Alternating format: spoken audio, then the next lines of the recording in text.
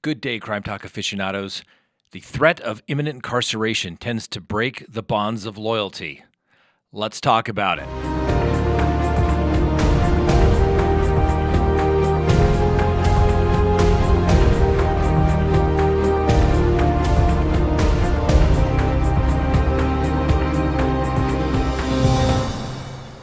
Good day, Crime Talk aficionados. This is Scott Reisch from Crime Talk. Thank you for joining us today.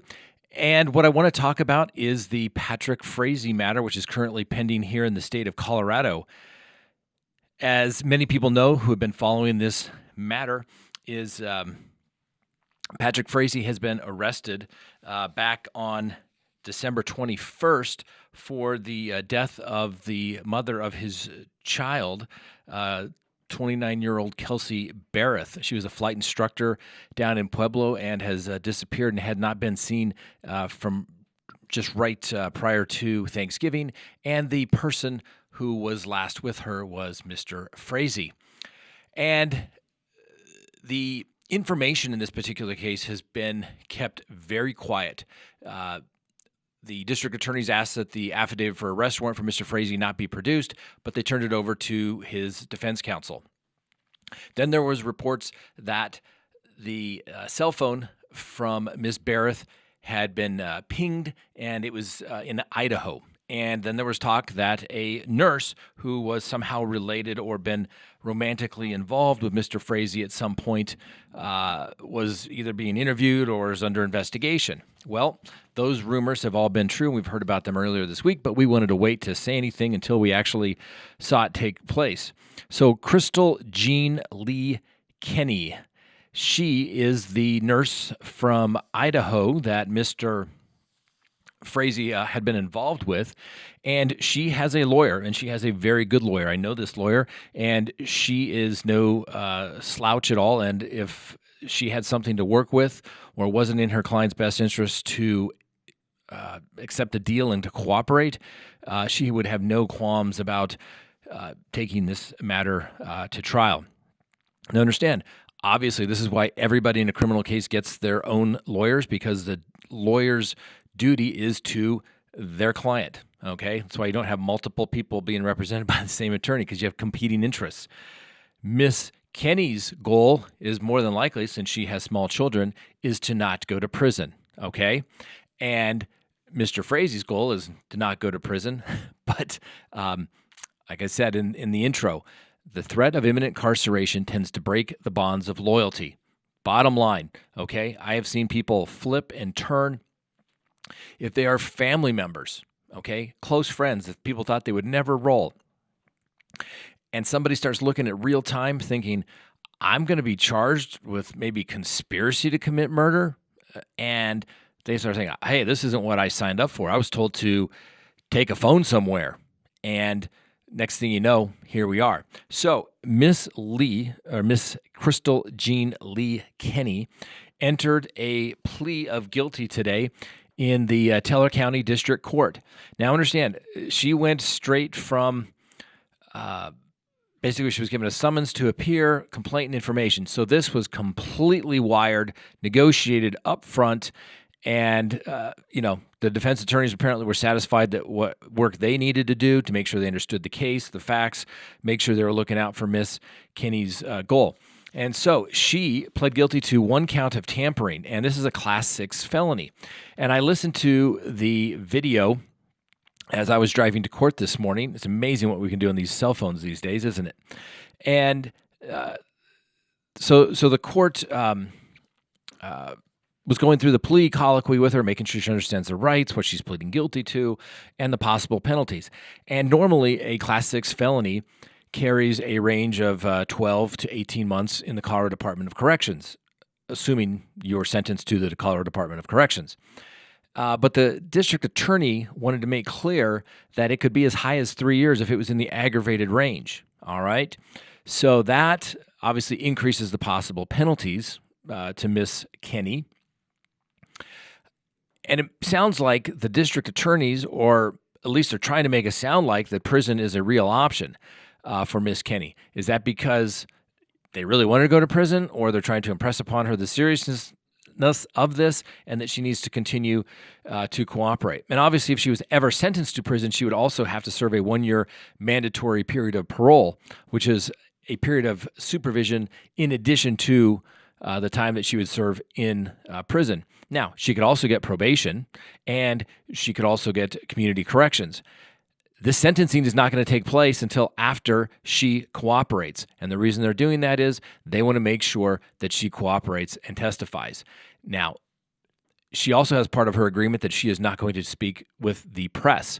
So obviously, the district attorneys don't want her to have anything out there where they can contradict her statements. And we'll get to what she said in court today.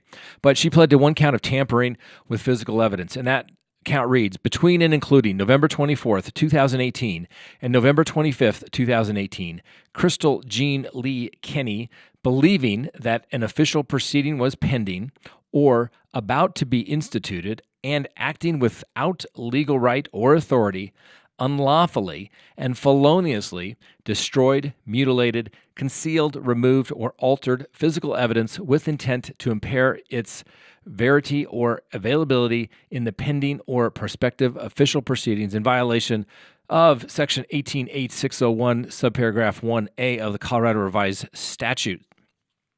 So that is significant. All right.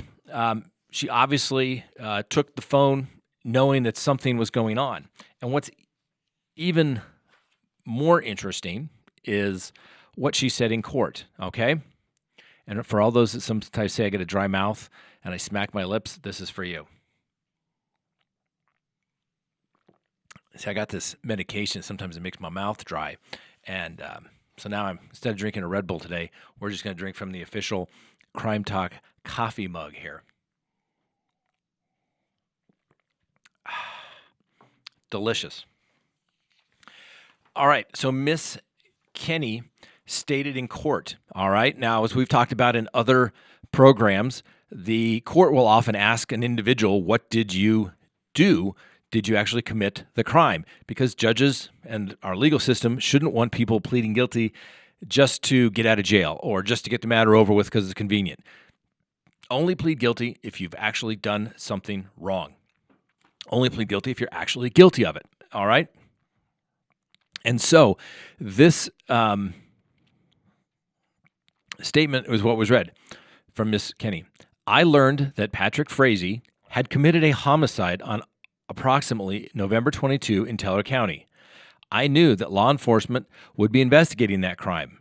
I moved the victim's cell phone with intent to impair the phone's availability in the investigation. I had no right or authority to move the victim's cell phone that occurred between November 24th and November 25th, 2018 in Teller County. Now, if you notice, that's exactly what the elements are that they would have to prove in the complaint and information, right? They would have to prove that it was Miss Kenney between November 24th and November 25th. She knew that an official proceeding had started and that she had no legal right or authority, and that she unlawfully, which means without legal permission or justification, feloniously simply means that it's a felony punishable by a possible sentence in the Department of Corrections. And here she stated that she moved the cell phone and she had no right to do so.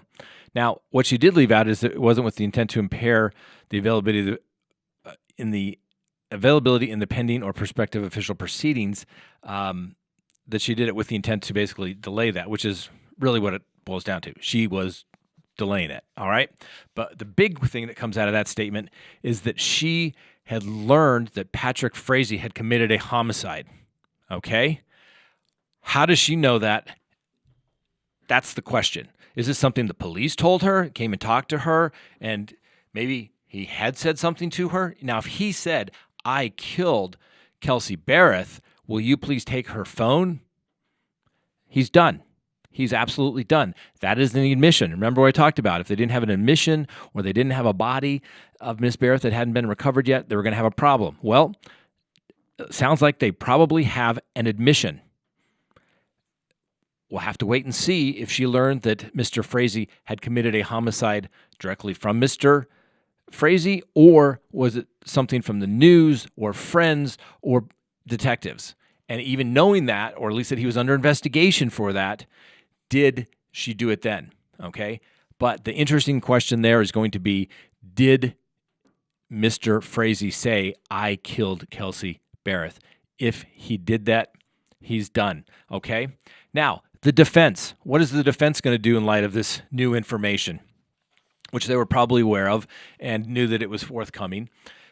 If this matter proceeds to trial, if there's not a deal to be made, they're going to have to try and discredit her. Okay. And just like I said, the threat of imminent incarceration tends to break the bonds of loyalty. Oftentimes people will say things that aren't necessarily true. They will do that to get the benefit of their own bargain because they're looking out for their best interest. Okay? This lady has children. She doesn't want to go to prison. She doesn't want to not see her children. And some people, I'm not saying she's doing this, but some people when they get in this situation will say, hey, what do you want me to say? I'll put Mr. Frazee on the grassy knoll in Dallas in 1963 if you want me to, if that's what it means to help myself. And then the question is going to be, what evidence do they have to corroborate Ms. Kenney's statements? Because the defense is clearly going to have to try to show that she basically is selling Mr. Frazee out to protect herself. So we look forward to following this case. Now it's getting interesting. Always that clash of good and evil, so to speak, and it's going to get good. I have a feeling it's going to be good. Mr. Frazee has his preliminary hearing in the next couple of weeks. It'll be curious to see whether he waives his preliminary hearing at that time or if it goes to hearing. At that time, we'll get a better idea of what is said out there, and also if his attorneys are going to try and use some public press to maybe help him, or maybe they're just going to keep their powder dry and save it till trial if they go there. Who knows? He could be looking for a plea bargain. Nobody knows. So this has been Crime Talk. Thanks for watching. We appreciate it. And one more sip from the official Crime Talk coffee mug. Have a great day.